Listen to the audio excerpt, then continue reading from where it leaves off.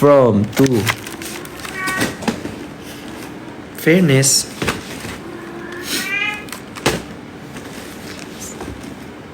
Kasi okay na ulit yung skin ko eh. So gamit na lang ulit ako pag medyo lala.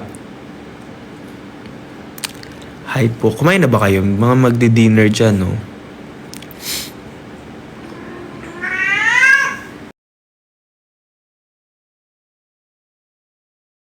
Nakakaputi.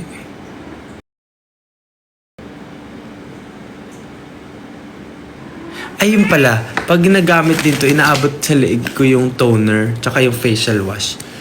Kasi baka hindi magpantay yung kulay. Ganun hanggang dito, shook. Tapos pag di ba yung cotton mo, gamit ko dyan. Yan.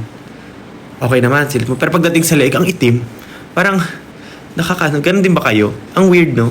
Pag yung cotton mo, lagay mo toner. Ganyan ako sa mukha.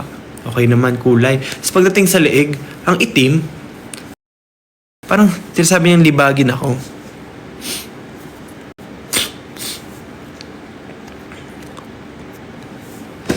$300 lang ata to. 300. Very affordable. 300 pesos lang. Pero try niyo muna guys. Before mag-continue.